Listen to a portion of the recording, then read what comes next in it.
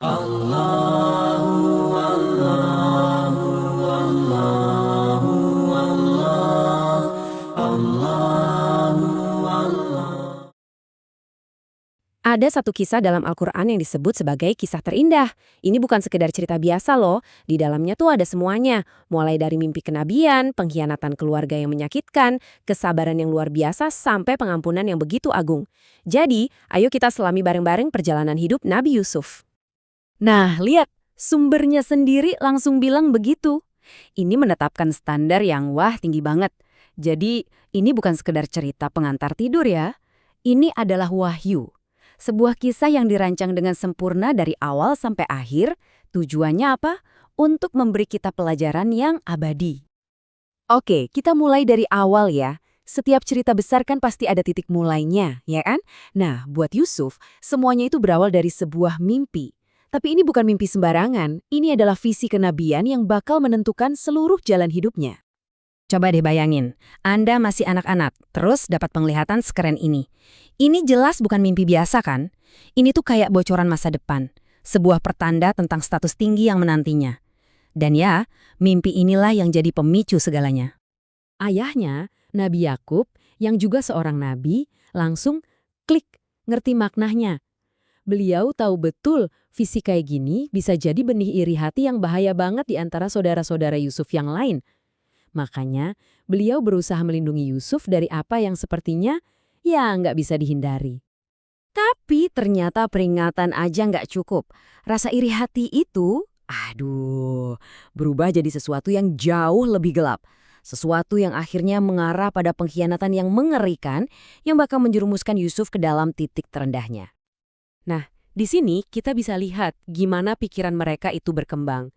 Rasa iri yang tadinya cuma di hati, sekarang berubah jadi rencana jahat yang nyata. Meskipun, ada satu saudara yang agak ragu, tapi keputusan akhirnya tetap kejam. Intinya, Yusuf harus disingkirkan. Dan inilah kebohongan yang mereka pakai. Tujuannya, supaya Yusuf jauh dari perlindungan ayahnya. Sebuah janji palsu yang dibaliknya ada niat yang paling kelam. Penipuannya ini benar-benar dalam banget.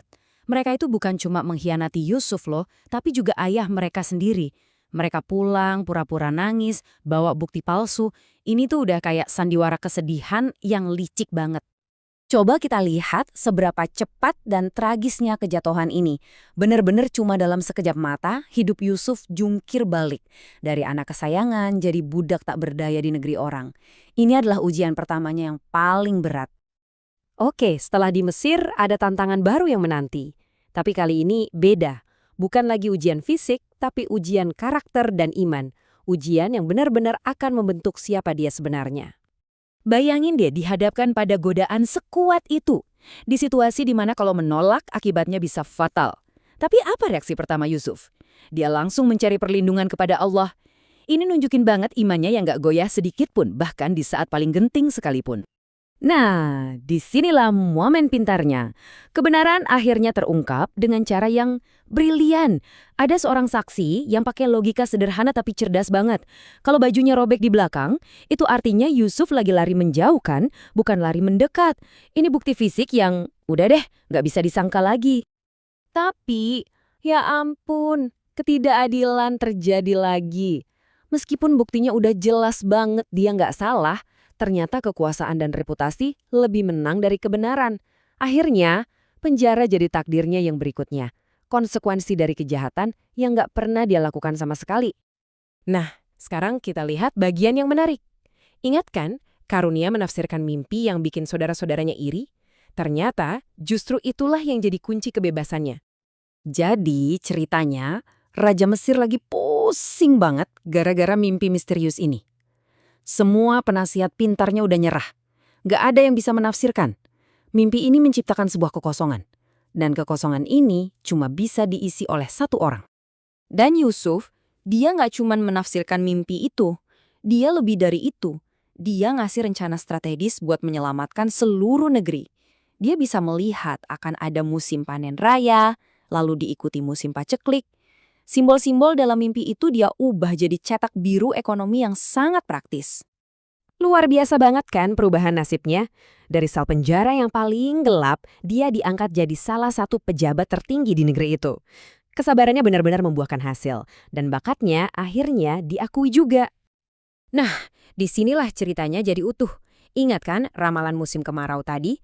Kondisi itu memaksa saudara-saudara Yusuf pergi mencari makanan ke satu-satunya tempat yang masih punya persediaan, Mesir. Ini ironisnya luar biasa ya kan? Orang-orang yang dulu ngebuang dia, sekarang datang memohon padanya demi bisa bertahan hidup. Dan mereka sama sekali nggak sadar kalau orang yang mereka hadapi ini, yang memegang kekuasaan penuh atas nasib mereka, adalah adik mereka sendiri. Dan ini dia momen pengungkapannya, bener-bener kuat. Perhatikan deh, dia nggak langsung menuduh. Dia justru mengajukan pertanyaan yang jelek banget. Pertanyaan yang memaksa mereka buat ingat lagi dan merenungkan perbuatan mereka di masa lalu. Coba bayangin gimana kagetnya mereka. Gimana campur aduknya perasaan mereka pas kebenaran itu terungkap. Orang yang dulu mereka buang, mereka tinggalkan untuk mati, sekarang berdiri di depan mereka sebagai penyelamat mereka. Dan inilah puncaknya. Apa yang Yusuf lakukan? Bukan balas dendam, bukan menyalahkan, hanya pengampunan, tulus tanpa syarat. Bahkan lebih dari itu, dia bukan cuma memaafkan, tapi dia juga mendoakan supaya Allah mengampuni mereka. Luar biasa. Oke, kesimpulan indah dari cerita ini membawa kita kembali lagi ke titik awal, yaitu saat di mana mimpi seorang anak laki-laki akhirnya jadi kenyataan. Mimpi itu terwujud. 11 bintang, matahari, dan bulan semuanya bersujud di hadapannya. Tapi ini penting ya, ini bukan soal keangkuhan. Sama sekali bukan. Ini adalah pengakuan atas perannya sebagai pemimpin.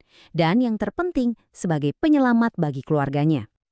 Jadi, perjalanan Yusuf dari dasar sumur ke istana, dari penjara sampai ke singgasana, itu ngajarin kita satu hal penting, bahwa di balik setiap kesulitan, selalu ada sebuah rancangan yang lebih besar.